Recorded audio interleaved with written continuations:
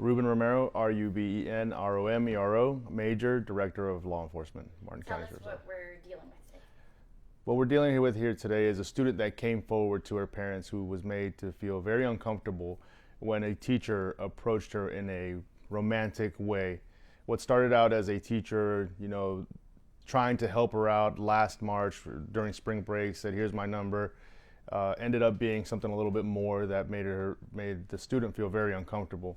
This teacher, it seems that some of the text messages did not necessarily cross over into the sexually explicit nature text message, but they were definitely romantic.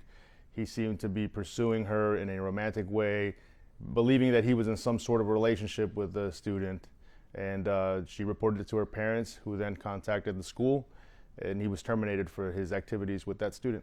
Can you give us an idea what those text messages said? One of the text messages that we do have, and he also reached out through social media, Instagram. One of those text messages was, "Nobody's ever made me feel the way you have. What we have is special. We have a special connection." Just things that a teacher should not be texting or communicating with a student. So what's he charged with?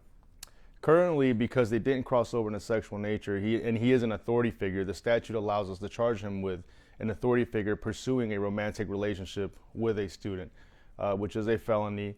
This is a newer statute here that we have used here at the Martin County Sheriff's Office. We don't know too many agencies that do that.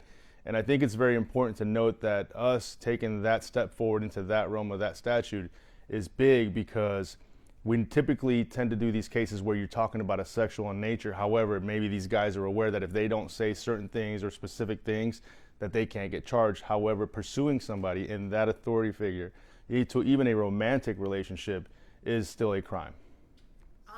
When you say new, sorry, I didn't mean to interrupt you. When you say new, it's not new to Florida, it's just new to the Martin County Sheriff's Office. You guys have never used it before. Correct. It's not new to the Florida statute. It's new to the Martin County Sheriff's Office. And I think this is just an exceptional job by our detectives to really dig deep into that statute and find elements of that statute that fit this case. Because as a parent, obviously, we know there's something wrong here.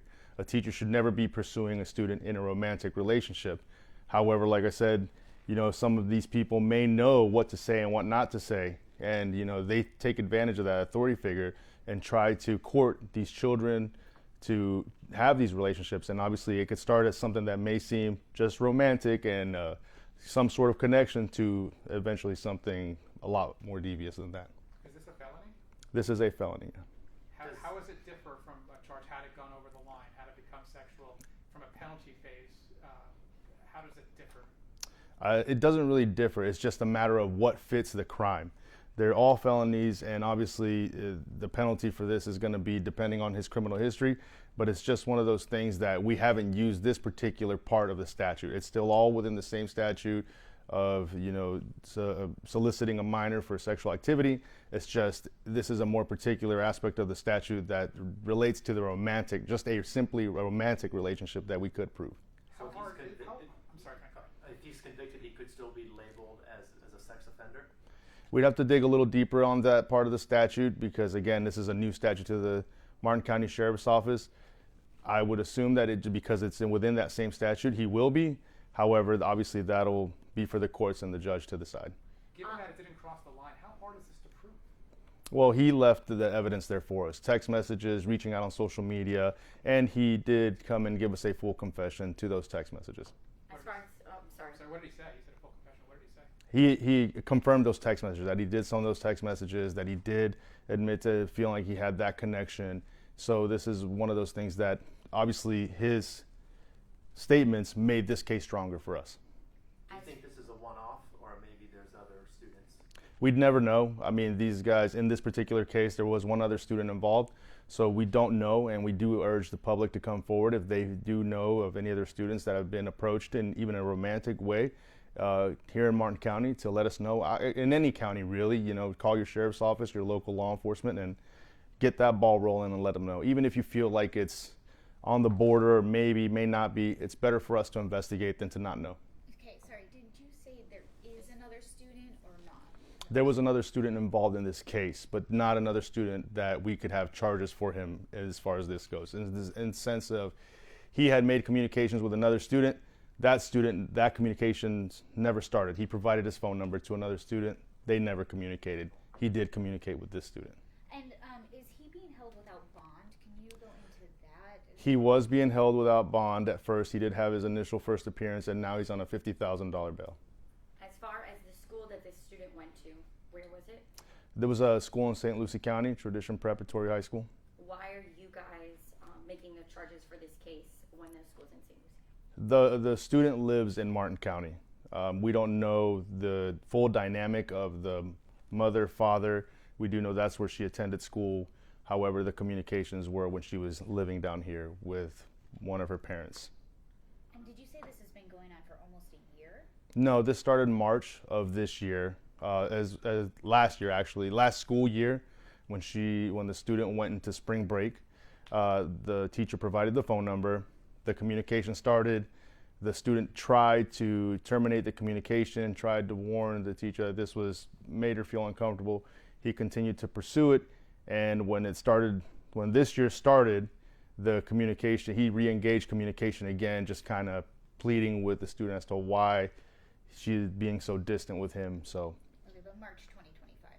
25, yes. This statute just specifies about any sort of romantic relationship then, or is it just the mere fact that they were texting back and forth and that's considered inappropriate? Well, it does talk about romantic, so it has to be somewhere along the lines of that. I mean, certain school policies dictate what their teachers can and can't do. That may not necessarily be a crime. However, in this particular statute, obviously anything sexual in nature we all know is a crime. But the romantic side of things is something that we don't normally charge, because I feel like sometimes these guys go start there and then continue on, and it just progressively gets worse. So we do get the sexual in nature text, but this instance, I think it probably was leading there, but the student was smart enough to start cutting off that communication, and he stayed persistent. What was the, I guess, the point where this girl, finally came forward to her parents? Was there something that finally got to that level? Yeah, just when the student started feeling uncomfortable with the advances. It started off as just, a friendly teacher to, I want to help you pay for things, I want to buy you things. The student rejected all of that, but the teacher stayed persistent. So he was her teacher? Yeah, at some point he was her math teacher. Is there a message here for parents? The message would be, check your kids' social media. Don't be scared to keep those lines of communication open. We don't know what's going on with people. We obviously trust these children to our teachers, and the majority of them are great teachers, but we do have those people who like to target children, and we don't know what angle they could take, whether they're a teacher or a coach or just someone in general. Social media, text messages, just be very vigilant with your students. Was he using a specific texting app, or was it just your normal SMS? That I can tell, it was just normal SMS and Instagram. Oh, and Instagram. How do you say this guy's name? Addam LeClair? Addam LeClair. His name is Addam LeClair. I don't have that offhand right now.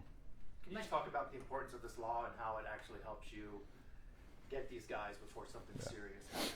This law, I think, is going to set a precedence for us here at the Martin County Sheriff's Office, whereas before, we always expect those text messages to go above and beyond, to go into the realm of sexual in nature. I think what happened here is this student was smart enough to alert somebody, create distance, feel uncomfortable enough to put a stop to it before it got there. However, just that communication alone, where it's a person of authority trying to court a student or a child in a romantic relationship, is huge, because we're able to do a little bit more, and it doesn't have to get as bad as something so sexual that it gets so far gone that this person becomes an actual victim. My understanding was he might also be the varsity soccer coach, or boys varsity soccer coach. Is that the case? I don't know which sport. I do know he was a soccer coach, though. Whether girls or boys, but he was a soccer coach for Tradition Preparatory. And out of curiosity, was he married as well, or? We do know he was married. There was some sort of conversations with the student about him and his marriage and his marital relationships, but we don't have anything else on top of that. Do you think this is like a warning shot to teachers too, to respect the boundaries of adult versus student like that? I know teachers are great, and we have had a lot of great teachers in our lives that have influenced us for the positive, but it is a very sensitive situation when it comes to our children, and I think communication should be kept at a professional level. Email, text messaging students directly is never a great idea. There's plenty of platforms out there for teachers to use where they can communicate with the parent and the teacher at the same time, And that's what we would suggest for our parents and also our teachers. How old was the student, and do you know his age as well? Student was approximately 17 years old, and he was 43. It says 16 in the report. 16 at the time, maybe turning 17. So Okay. And was this like your guys' first arrest with like that specific statute? with the subsection of this statute, yes, not the statute itself. Okay. Yeah. We're good. Got a question? Thank you. Thank Thank you. you. Thank you. Thank you so much. No problem.